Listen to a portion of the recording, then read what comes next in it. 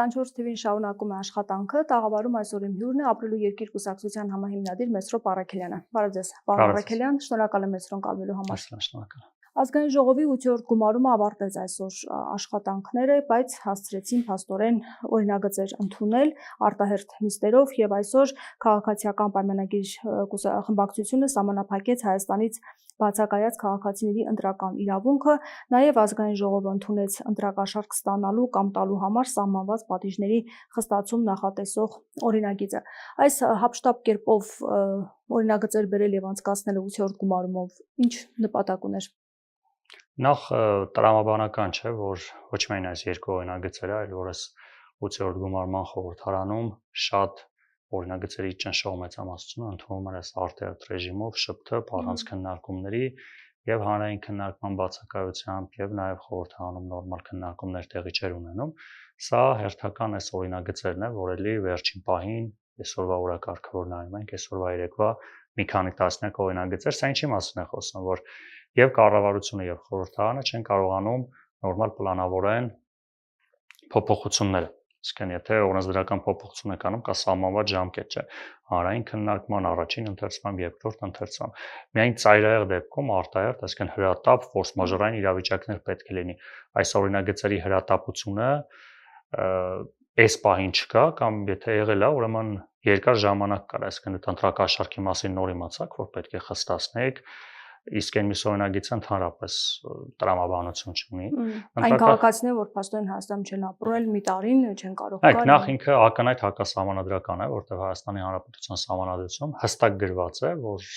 ազգային ժողովի ընտրություններին կարող են մասնակցել 18 տարին լրացած Հայաստանի Հանրապետության քաղաքացիները։ Եվ վերջ։ Միայն բացառություն կա այդ դատապարտված անձանց մասով եւ սահմանադրության մեջ, երբ որ որևիցե իրավունք սահմանափակվում է, հենց այդ հոդվածում պետք է նշված լինի, որ այս իրավունքը կարող է սահմանափակվել օրենքներով։ Եթե նշված չէ, այլևս որևիցե սահմանափակում չի կարող ենթադրի։ Բայց այստեղ մի կարևոր փոփոխություն տեղի ունեցավ, երբ որ պատգամավորները նախաձեռնել էին այս օրենսդրական փոփոխությունը, կառավարությունը իր եզրակացության մեջ նշել էր, որ հենց այն ինչ որ ես նշեցի, սրա մասին մենք բազմիցս խոսել ենք, որ միջև կառավարության եզրակացությունն էր, որ այս սահմանափակումը չի կարող լինել եւ այդ մարդիկ, եթե գալիս են, իրենք իրավունք ունեն նորից ընդգրկվելու ցուցակներում։ Այսինքն այս մարդիկ, ովքեր որ չեն ընդգրկվում ցուցակներում, բայց ընտրությունից առաջ գալիս են, կարող են գնալ լրացուցիչ ցուցակում ընդգրկվել։ Այսինքն սա ընդհանրապես սարքեց անտրամաբանական, այսինքն տեսեք ինչա տեղի ունենում։ Ասում են դուք ընտրելու իրավունք չունեք, բայց եթե գաք կունենաք։ Այսինքն պարզ այս օրենք այն կետ են ավելացրել կառավարության առաջարկով, քանի որ կառավարությունը արտադրության ներքին գործերի նախարարությունը ֆայմել է, որ սա հակասահմանադրական է եւ չի կարող մարդու ընտրելու իրավունքը սահմանափակվի։ Հիմա սրանք ասում են, եթե դու վերջի 2 տարվա մեջ մի տարին չես ապրում, ընտրական ցուցակում չես գրվում, հայտնվում, բայց եթե գաս, կարաս լրացուցիչ ցուցակում, այսինքն մարդկանց ընտրական իրավունքը չեն սահմանափակում։ Հիմա սա ինչ է, նախ ոնց որ կեսից հետ չկանգնեն, հասկացան, որ սա հակասահմանադրական օրենքի նախագիծ է, բայց սա ուրիշ իր մեջ հետաքրքիր նրբություն է պարունակում։ Այսինքն փաստացի այո, ով գա վերջում մեկը կարողանա գնա ընտրության, բայց այս մարդկանց ոչ թե ընտրական իրավունքից են զրկում, այլ նաև ընտրական ցուցակներում չեն ընդգրկելու, եւ արդյունքում մենք ունենալու ենք ընտրական ցուցակների որոշակի նվազում, որը հանրաքվեների ժամանակ, երբ որ մենք ունենք այնտեղ պարտադիր մասնակցության, առնվազն 25% կողմ քվեարկելու բացի, որ 50%-ից ավելի, նաև 25%, այսինքն այս բանը, երբ որ մենք ունենք մոտ 26 միլիոն ընտրող 650,000 կողմ է պետք սահմանադրական հանրաքվե անցնելու համար, այս պարագայում, երբ որ այդ 26 միլիոնը իջնի դառնա ընդհանրենք 2 միլիոն, դա կնվազի, այսինքն առնվազն այս խնդիրը լուծել են, բայց ելի եմ ասում, սա շատ կարևոր։ Այսինքն սա սեպտեմբերին հանրաքվեի հետ կապված նաև ծրագրերի մասով է, կարծում եք։ Ֆիքսենք, որ սահմանադրական հանրաքվե անելու համար պետք է խորհրդարանի 2/3-ը համաձայնություն տա, այս բանին կպնչունի այդ 2/3-ը եւ ես որովիցե հեռանկար չեմ տեսնում առաջիկամ սահմանադրական հանրաքվեի։ Իսկ առհասարակ այն իրավիճակը, որ ստեղծվել է ընտրություններից հետո, դուք ինչպես եք բնութագրում, ինչ վիճակ է հիմա, որովհետև մենք տեսնում ենք, որ սպասում են Սահմանադրական դատարանի որոշմանը, բայց առանձնապես սպասումներն էլ կարծես թե այդքան էլ շատ չեն։ Սահմանադրական դատարանի որոշման սպասելը ամենայն հարգանքով ընդդիմադիր գործընկերների այն մասի, որոնք ինչ-որ սպասելիքներ ունեն, քաղաքական միամտություն է, որովհետև սպասել այս Սահմանադրական դատարանին, որը ամբողջովին իշխանության կցորդն է, ինչպես մնացած դատական եւ իրավական համակարգը, որ այս ընտրությունների ընթացքում տեսանք, մենք տեսանք Սահմանադրական դատարանը ինչպես ձևափոխվեց Նիկոլ Փաշինյանի իշխանության օրոք սահմանադրություն փոխելով, չէ, երկար process-ներ գնաց։ Անդամներին փոխելով։ Այսինքն ես չեմ բացառում Սահմանադրական դատարանը այդ իր ոճի մեջ իրավական ինչ-որ բարդ ձևակերպումներով, ինչ-որ մտահոգություններ կհայտնի, ինչ-որ դրվագներում, որ այսա սենց պետք է լինի, այս օրենքի ես ինչ կետը սխալ է կիրառ, այս է կարել, լավ կլիներ սենց լինի, բայց ի վերջո որոշումը ինչ է լինելու, որ մերժել, ընտրությունների արդյունքները անվավեր չեն ճանաչվում։ Դիմումները մերժվելու է։ Իհարկե, տեսականորեն ես չեմ բացառում, որ հնարավոր է նաև, եթե լինի քաղաքական որոշում, Բարգավաճ Հայաստանի այդ մանդատագողության հարցով տենց մասնակի բավարարի ընդդիմության հայցը, որը ցույց կտա իբր թե ժողովրդավարական դատական սահմանադրական համակարգ ունենք, բայց դա միևնույն է։ Ամեն դեպքում հայտարարություններից այդպիսի տպավորություն չկա, նույնիսկ արդարադատության նախարարը դե իհարկե որոշողը մեկ հոգի է, արդարադատության կամ այլ նախարարները չեն որոշում Սահմանադրական դատարանը։ Նույնիսկ ասում էր, որ որպես կուսակցություն չպետք է նրանք ներկանային, նրանք որպես դաշինք պետք է ներկայանային եւ ասում է այդ ժամանակ Շեմն ընդհանրապես չէին հաղթարի, արդար չէր փաստորեն, որ որպես կուսակցություն նրանք ներկայացան, այնտեղ երբ որ տարբեր կուսակցություններից անդամներ ունեն, այսինքն արդարադատության նախարարը արդեն իսկ վերաբերմունք հայտնել է այս ամեն ինչի նկատմամբ։ Վերաբերմունքը մի կողմ, բայց որոշում կայացնում է մեկ հոգի, այդ թվում Սահմանադրական դատարանի գործողության մասին եւ դա արդարադատության նախարարը չէ, հետեւաբար եթե վերջում Նիկոլ Փաշինյանը որոշի Սահմանադրական դատարանը այլ որոշում կայացնի, որը արդարադատության նախարարի սրտով չլինի, պետք է ընդունի գիտություն արդարադատության նախարարը։ Հետևաբար չէ, ամեն դեպքում հակված չեմ, որ Սահմանադրական դատարանը նախ ընդհանրապես Հայաստանի պատմության մեջ գրեթե բոլոր ընտրություններից հետո Սահմանադրական դատարանը դիմել ընդդիմությունը եւ բացի մեկ դեպքից է 2003 թվականի նախագահական ընտրությունից հետո այդ էլի տենց անհասկանալի այդ վստահության հանրաքվեի առաջարկից բացի Սահմանադրական դատարանը միշտ մերժել է ընտրությունների մասը, բայց այն որ տեսեք Սահմանադրական դատարանը դիմել 7 ուժ, անկախ նրանից են որում քաղաքական խորը հակասություններ ունեցող ուժեր են դիմել, սա նշանակում է որ ընտրությունների նկատմամբ կա վստահության պակաս, լեգիտիմության պակաս, այսինքն գրեթե ընտրողների կեսը, 43% ձայն հավաքած ուժեր, եթե ամբողջությամբ ասենք, պաշտոնական տվյալներով դիմել են Սահմանադրական դատարան, մի քանի ուժեր չէր դիմել, բայց ընտրությունների արդյունքները նույնպես չէր համարում լեգիտիմ, այսինքն փաստացի մենք ունենք վստահության դեֆիցիտ, այսինքն հասարակության զգալի մասը այս ընտրությունները համարում է ոչ լեգիտիմ, այսինքն իրավական գնահատական ինչ կտրվի, բայց կա անվստահություն, որ այս իշխանությունը չի ընտրվել օրինական ճանապարհով։ Հիմա դուք ինչ եք կարծում, ինչ իրավիճակ է ստեղծվել քաղաքական դաշտում, որովհետև քննադատությունները շատ են հենց նաև ընդդիմության առումով, որ ինչու դուրս չէ գալիս փողոց, անհամաձայնություն չեք հայտնում, մի մասը մանդատների մասով է դժգոհություն հայտնում, որ նորից գնալու եք խորհրդարան եւ լինեք ընդդիմադիր պատգամավոր, դա ինչ է փոխելու։ Հիմա կարող ենք ասել, որ ընդդիմությունը այնպես իրավիճակում է հայտնվել, որ դժվար որոշում կայացնելու ժամանակ է։ Ընդհանրապես, երբ ընտրությունների ժամանակ կա հասարակության կողմից ընդդիմության նկատմամբ, ցանկացած քաղաքական ուժի նկատմամբ սպասելիք եւ այդ սպասելիքները չի արդարանում, հասարակությունը, առավել եւս այդ ուժին ընտրողները արդարացիորեն իրավունք ունեն դժգոհել այդ ուժի գործունեությունից։ Հիմա այո, ընդդիմության տված ձայների ճնշող մեծամասնությունը, այն մի քանի ուժերը դնենք մի կողմ, միտված էր իշխանափոխության, այսինքն մարդիկ եկան ընտրեցին ընդդիմությանը, որ տեղի ունենա իշխանափոխություն։ Հիմա տեղի չի ունեցել։ Ինչի տեղի չունեցավ, ով էր մեղավոր, ով կեղծեց ընտրությունները, ով ինչ արեց, սովորական ընտրողի խնդիրը չէ։ Ասում եմ, ես եկել եմ ձեզ ընտրել եմ, դուք ասեցիք արի ինձ ընտրի։ Եկել եմ ձեզ ընտրել եմ, հիմա չարեցիք իշխանափոխություն, այսինքն այդ տեսանկյունից ընտրողները միանշանակ ճիշտ են, իրենց վրդովմունքը առաջացնում ներկայացնում։ Հիմա մի մասը մանդատ վերցնել չվերցնելու մասով է իր դժգոհություն առաջացնում, մի մասը փողոցային պայքար է, այսինքն այդ տեսանկյունից այո, փաստացի ունենք այն, որ ընդդիմության նուղված ակնկալիքները չի արդարացվել, որովհետև եմ ասում, հասարակության ճնշող մեծամասնությունը գնաց ընդդիմության ընտրեց, որ տեղի ունեցա իշխանափոխություն։ Հիմա հնարավոր է արդյոք կարճաժամկետ հատվածում իշխանափոխություն։ Ցավոք, այս պայն նախադրյալներ եւ հանրային տրամադրվածություն չկա։ Պետք է ազնիվ լինել ընտրողների հետ, որ ասել, որ այ հեսա աշնանը սեպտեմբերին փողոցային պայքար կլինի կամ ազգային ժողովում ինչ որ բան կանենք, չի ստացվի։ Առնվազն մենք ակնկալում ենք, որ հնարավոր է 1-2 տարվա մեջ էական փոփոխություն, որը ընտրողների ավելի մեծ հատվածի մոտ դժգոհություն կբարձրացնի եւ քաղաքական եւ ժողովրդավարության ամբողջովին ոտնահարման նկատմամբ հասարակությունը իր վերաբերմունքը ավելի սուր կարտահայտի, տնտեսական լուրջ խնդիրներ են առաջիկայում տեղի ունենալու,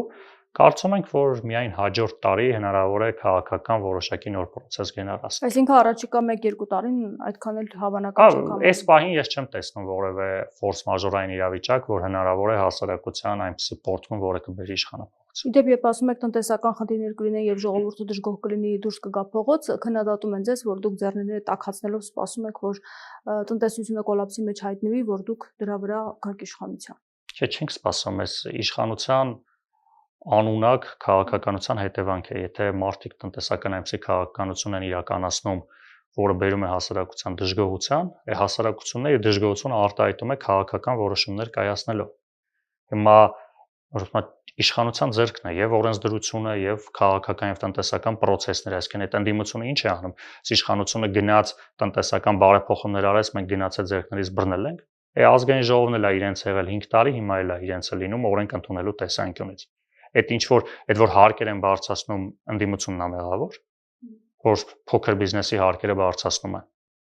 Ինչ է, այսինքն մենք ինչ ընդդիմությունը գնաց այդ հարկերը բարձրացրեց իրանց տեղ կնոպկա սխմեց, իրանք են փոքր բիզնեսի հարկերը բարձրացրել, մարդկանց գցեց ծանր վիճակի մեջ, իրանք են Ռուսաստանի հետ հարաբերությունները փչացնում, արտահանման էական խնդիրները առաջանում, գյուղատնտեսության ոլորտում, որը շղթայական խնդիրներ է ստեղծում։ Այսինքն այս ամենը բացառապես այս տնտեսությունից, ինչպես նաև այլ ոլորտներից չհասկացող իշխանության պատասխանատվությունն է։ Եվ դուք ասում եք, որ չեք տեսնում հնարավորություն, որ արխիվի 1 տարին, 2 տարին իշխանափոխություն լինի կամ մարդիկ դուրս գան փողոց պայքարելու, բայց ամեն դեպքում Սամվել Կարապետյանը ասում է, որ ծրագիր կա, նաև պետք է միավորվենք, փողոցային պայքար ծավալենք։ Ընդդիմադիր գործիչներ կան, որ ուշացած են այս ամենը համարում, իմաստն ասում են ուշացած չէ, մարդիկ սպասում են,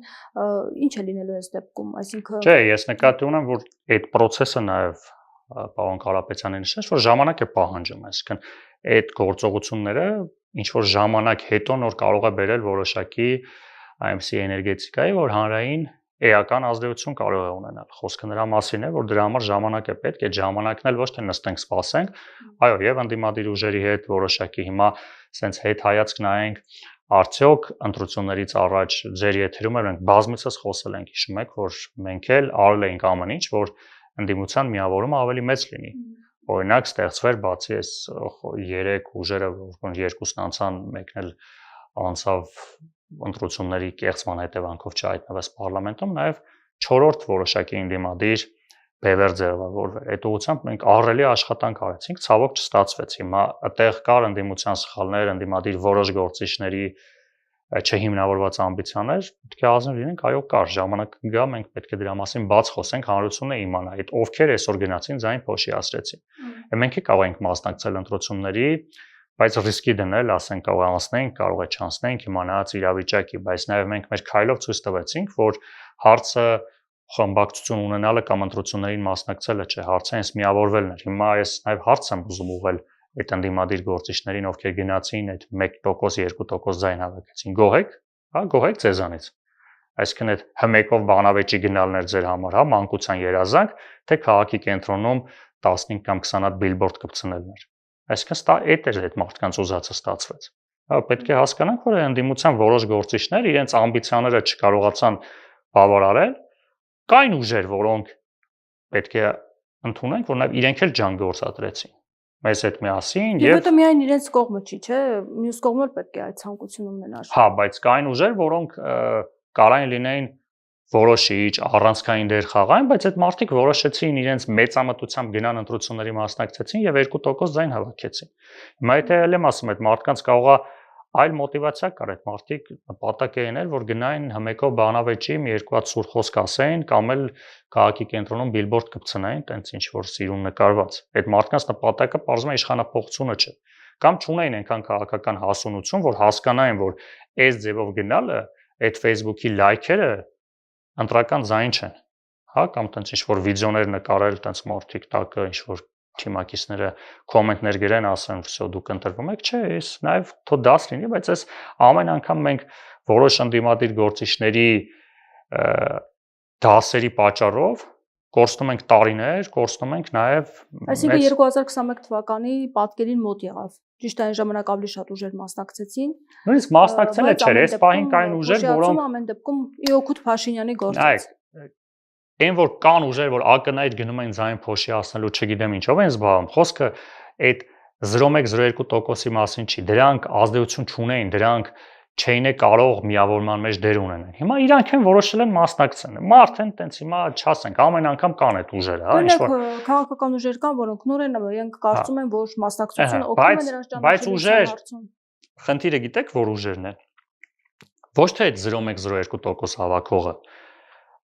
այլ այն ուժերը, որոնք 2% հավաքեցին, չէ, որոնք ասենք կարող է անցնեին, կարող է չանցնեին, որոնք ունեն պոտենցիալ, որոնք ունեին հանրային բավականին դրական ճանաչելիություն,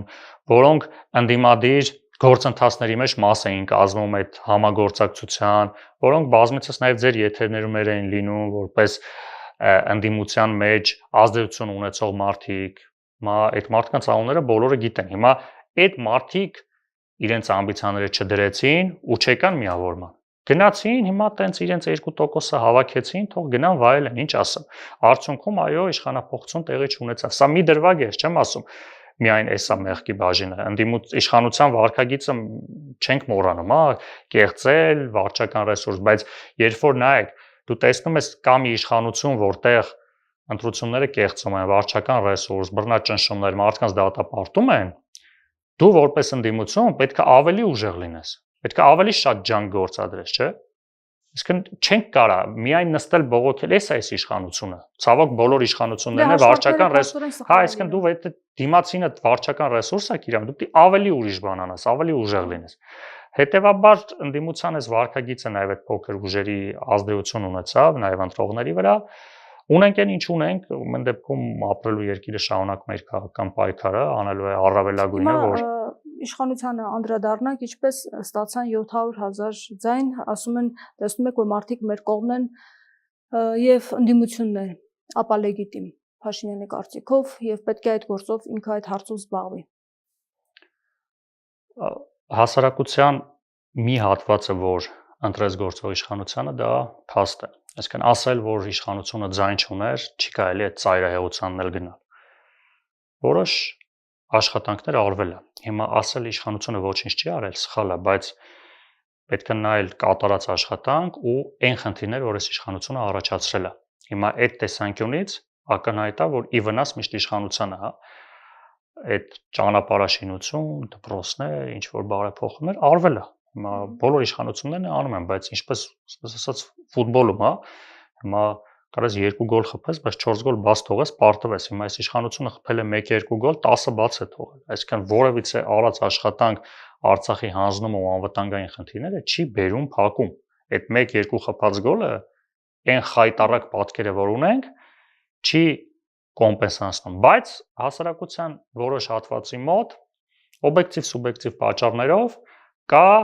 կենցաղային, սոցիալ-տնտեսական խնդիրների գերկարևորությունը, որը բնական է, որովհետև երբ որ մարդ ունի իր տանը կենցաղային խնդիրներ, ասենք խմելու ջուր, սննդի հարց, այդ մարդուն մեղադրել, թե ինչի ինքը քաղաքական մեծ խնդիրների նկատմամբ ունի իներտ վերաբերմունք, արդար չէ։ Աղքատ երկրներում միշտ հասարակության ճնշող մեծամասնությունը սկսում է իր առաջնային խնդիրները կարևորել։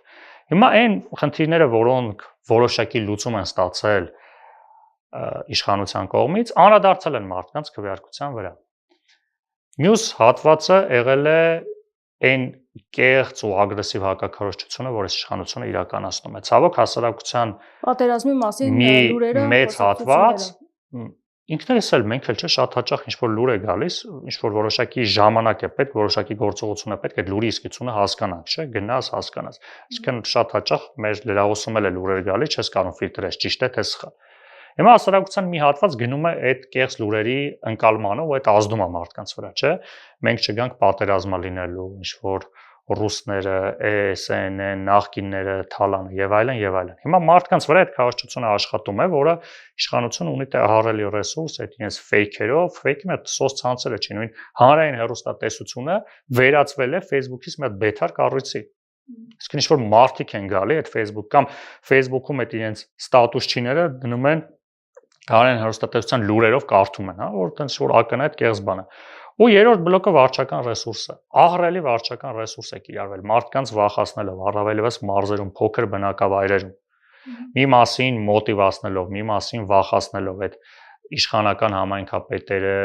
իրավապահ մարմինները ամբողջովին իրավապահ մարմինները այս ընտրություններին դարձել են տեղական իշխանությունների կցորդը, մարզպետների, համայնքապետերի կամակատար, այսինքն մարզպետների, համայնքապետերի հանձնարարությամբ ոստիկանության աշխատողները, այդ դատախազության տարբեր աշխատողները ուղղակի մարդկանց ահաբեկում էին, վախացնում էին, ընդ որում շատ ստոր ձևով, շատ հաճախ մարդկանց վախացնում էին ոչ թե ուղիղ, որ այ ձեզ գործից կհանեն, գնում էին մարդկանց վրա ազդում էին բարեկամի։ Եթե դու ԿՊ-ին չընտրես, քո ինչ որ մորքուրի ամուսնուն գործից կանենք, որ մարդը նաև բան մեջ են գնա, վատ դրության մեջ են գնա։ Այսինքն բոլոր այդ ինֆորմացիաները ինձ թվում է բոլորին հայտնի էր մանավանդ մարզերում։ Այսինքն այս հատվածներով մարդիկ աշխատել են ու ստացել են այս արդյունքը։ Այսինքն ակնհայտ է, որ այդ վարչական ռեսուրսի բացակայությունը, մեկ էս կեղծ քարոզչության բացակայությունը, եթե դնենք մի կողմ, իշխանությունը շատ ցածր ձայն էր հավաքել։ Ես չեմ էլ ուզում քննարկել, որովհետև շատ հաճախ ընդդիմությունը ասում է որոշ գործիչներ, հա, դե թոշակ են բարձրացրել, առողջապահության ապահովագրության։ Չէ, ես դրան նորմալ եմ վերաբերում, նայեք, այդ ինչ իշխանություն, հա, մարդ ասում է, գործ եմ անում, որ ընտրվեմ։ Գոնե դա փաստ է, հա, իսկ այն որ թոշակ են բարձրացրել, դա դրական բան կա։ Չէ, դու կա, այդ իրական է։ Խոսքը այն կեղծ բաների մասին է, էլի, որ եթե մենք չգանք, ասում են, չէ, թե մենք սահմանադրական մեծամասնություն չունենենք պատերազմա լինելու սեպտեմբերին։ Հիշում ենք բոլորս Նիկոլ Փաշինյանի հայտնի այդ 65%-ը պետք է մենք անպայման հաղթարենք։ Հիմա այսինքն երկու ամսից պատերազմա լինելու։ Չունեցան, չէ, այս մարդիկ սահմանադրական մեծամասնություն չունեցան, ասեցին, եթե մենք սահմանադրական մեծամասնություն չունենանք սեպտեմբերին աղետալի, թե հիշում եմ, չեմ սխալվում։ Աղետալի այդ բառը այդ հիշում, աղետալի պատերազմա լինելու։ Հիմա կամ սեպտեմբերին աղետալի պատերազմա լինելու, կամ Նիկոլ Փաշինյանը սուտ էր խոսում։ Այսինքն այս մարդիկ այդ ձև մանիպուլացրել են, չէ՞։ Դե առաջևում հանրակրվեն կա եւ մենք չգիտենք թե Չէ, հանրակրվեն դնենք մի կողմ, հանրակրվեն այո չասեք։ Չէ, այս մարդիկ ասել են, եթե 2/3 չհավաքենք, չեն ասել, եթե չհավաքենք հանրակրվեն։ Ուղիղ ասում է, չէ, եթե 2/3 չհավաքենք, պատերազմա լինելու։ Հիմա չեն հավաքել։ Հիմա կամ պատերազմա լինելու, կամ Նիկոլ Փաշինյանը հերթական անգամ ժողովրդին խաբել է, որ ձայն հավաքի։ Քանի որ այս պարագայում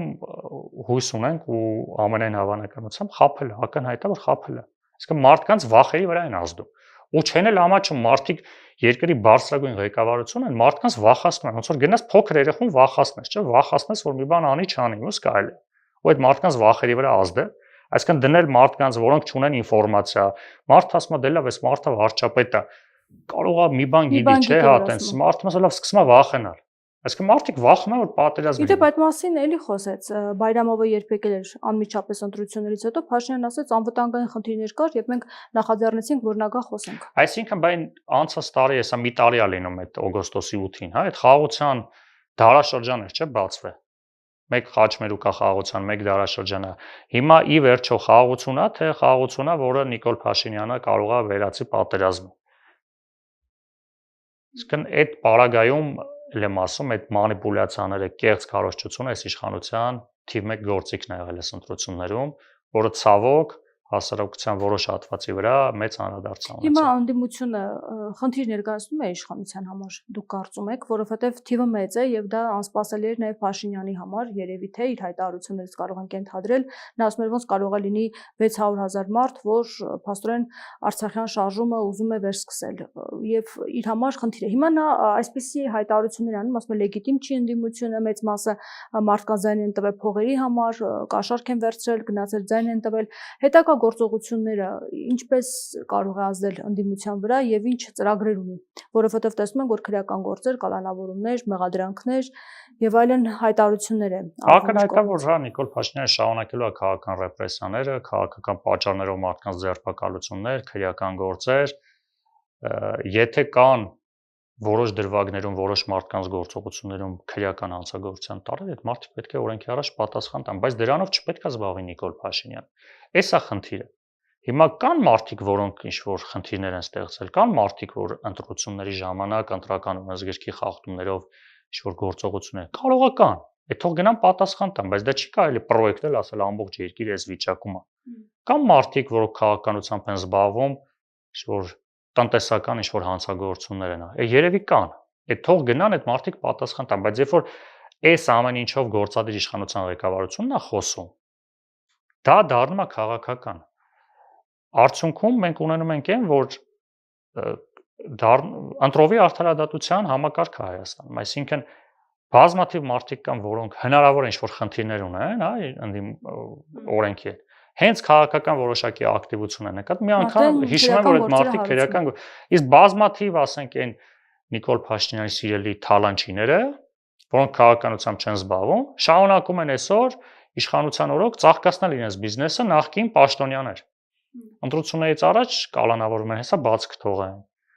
Այսինքն փոխանակ գնան այն մարդիկ, ովքեր իրական հանցագործներ են, ինչ որ փոքր հա ինչ որ ընտրական։ Ասում են մարդիկ այս փողոցում տեսնում են դատախազին չեն ճանաչում, դատավորներին չեն ճանաչում, ինձ են ճանաչում, ասում են ինչու այս մարդը նստած չի, այն մարդը նստած չի։ Եվ ըստ էության Փաշինյանի ասելուց տպավորությունը, որ հրապարակում նույնիսկ պետք է ժողովուրդը որոշում արդեն կայացնի, մեծ դատարաններ պետք չեն, թե ով է արդարովը մեղավոր, ով ինչպիսի պետք է պատիժը կրի։ Նիկոլ Փաշինյանը այդպես էլ չի կարողանում դառնալ պետական գործիչ, հասկանալ ինչ են պետական ինստիտուտները։ Հիմա ժողովուրդը որ էմոցիոնալ ինչ որ բան է ասում, այս մեկը նստած չի, ժողովրդի մի զգալի հատվածն է, մեզ ասում են Նիկոլ Փաշինյանը ինչի նստած չի։ Մեզ էլ են անդադ հարցնում, այս մարդուց երբ ենք պրծնելու, այս մարդը երբ է դատվելու հայրենիքի դավաճանության համար այն մնացած կողքինները։ Հետո օրենքի պետություն ենք դառնալու մի օր, արդարադատություն է լինելու, թե ամեն մեկը իր քաղաքական նախապատվություններով դիմացինին դատի, հետո այն մյուսն է գա այն մյուսին դատի։ Հիմա Նիկոլ Փաշինյանը քանդում է նաև պետական ինստիտուտները իր այս մտածողությամբ եւ իր վարքագծով։ Երեք ասում են հեղափոխությունը չի մտել դատարաններ։ Եթե մտներ, փաստորեն այն վիճակը չէր լինի, որը կա։ 8 տարի ինչով է զբաղվում այս մարդը։ 8 տարի ինչ անում, ոչ չի, հեղափոխությունը չի մտել, բայց թե հեղափոխությունը չի մտել, բայց մտել է Նիկոլ Փաշինյանը։ Երբ որ զանգերով, հանձնարարականներով մարդկանց են կալանավորում։ Լավ, դնենք մի կողմ, ասենք հանցագործություններ են արել։ Ընդհանրապես կալանքը դարձել է ընդդիմադիրներին ճնշելու թիվ 1 գործիքը։ Ես հենց այս դատավարությունները դնում եմ մի կողմ։ Ընդհանրապես երբ են կալանավորում, եթե այդ մարդուն չկալանավորեն, կշարունակի նույն հանցագործություններից կատարել կամ կազդի, չէ, այդ հնարավոր վկաների, մասնակիցների վրա։ Այսինքն մարդիկ ինչ որ ենթադրյալ ընտրակաշառքա կամ ինչ որ բարեգործության արգելք է եղել։ Լավ, այդ մարդիկ ինչ են բանտերում։ Հա թող գնան այդ մարդիկ էլի շարունակեք դա, ինչ է ալնում, ընտրությունները ավարտվել է, չէ։ Հիմա ինչ են արել, մարդիկ էլի կաշառք են տալու այսօր։ Գնացեք դատեք այդ մարդկանց։ Այսինքն դատավարությունները տևում են 1-2 տարի, մարդիկ կալանավորվում են, այսինքն Նիկոլ Փաշինյանի նպատակը այդ մարդկանց դատելը չի ամենևին։ Նաև այն հայտնի մարդկանց, որոնց մասին խոսում է, անհրաժեշտ պահին այդ մարդկանց կալանավորելն է։ Այսինքն կալանավորում են, հետո դատարանը կարող է արդարացնի։ Քանի դեպք ունենք, որ դատարանը արդարացրեց, բայց մարդիկ կալանք են կրել։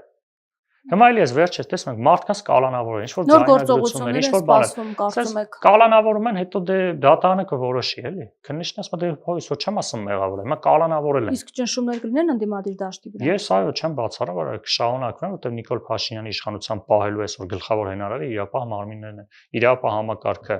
եթե լինի արդար, Նիկոլ Փաշինյանի իշխանությունից ոչինչ չի մնա։ Որտեղ այս ընդդիմադիրներին ճնշել անիմաստ կամ եկեք հիշում եք, չէ՞, անցած տարի Բագրատ Սրբազանի այդ ահաբեկչությունը, տենց այն ինչեր էին խոսում, ավտոբուսներ են տրաքացնում, այն կային հոկտեմբերի 27-ը անում, ուրա։ Պարզվեց փուչիկ էր, չէ՞ այդ ամեն ինչը։ Ուրա, ասենք չկա։ Միքայել Սրբազանը բազմիցս մենք էլ ենք եղել դատավարություններին լսում ես թե ասենք այդ մեղադրող կողմը այդ ինչեր է կարդում, ծիծաղելու է, ամոթ է։ Բա ինչ եղան։ Այդ որ տենց սարքել եք, մի հատ տենց շոու եք, չէ՞, ինչ որ զենքեր են գտել, ծրագիր են գտել, գալու էին տենց ավտոբուսները վառային, մարդիկ մանային, խաղաղ բնակիչներին ուզում էին սպանեն, բան, հոկտեմբերի 27-ին անում ես, ինչ են անում ես մարդիկ։ Կա ուր այս դատավարության ընթացքում մի բան եղավ։ Հիմա այդ մարդիկ հասկանում են փուչիկա չեն կարող ավարտեն դատավար։ Այո, նույն Միքայել Սրբազանի մնացածների որևիցե մեկի հանցակազմը չեն կարողանում այս մարդիկ Այսովհետև ինչ է պետք։ Ուղղակի տանեն մարդուն կալանավորեն, դրա համար բան պետք չի, չէ՞, կա ցանկացածին կարան ասեն քրեական գործ ենք հարուցում, կալանավորում են։ Հետո թող գնան դատարաններում այդ տարիներով ապացուցեն անմեղությունը, բայց նա կալանավորված է։ Վերջում է դատարանը կասի դե Նիկոլ Փաշինյանը կասի արդար դատարան է, տեսակ, ես մարդուն արդարացրի։ Արդյունքում այդ մարդը կալանավորված եւ ահագին մարդ կամարի Նիկոլ Փաշինյանի համար կարևոր է այդ կալանքը։ Մարդուն կարան տանեն 3 տարի կալանավորեն, վերջում դատարանը ասի մեղավոր չես, Նիկոլն է ասի դե տեսակ արդար դատարանը մարդուն ազատեցին։ Շնորհակալ եմ զրույցի համար։ Ես շնորհակալ։ Զրուցում էի Ապրելու երկիր կուսակցության համահիմնադիր Մեսրոպ Առաքելյանի հետ։ Շարունակեք մեզ հետևել, կհանդիպենք։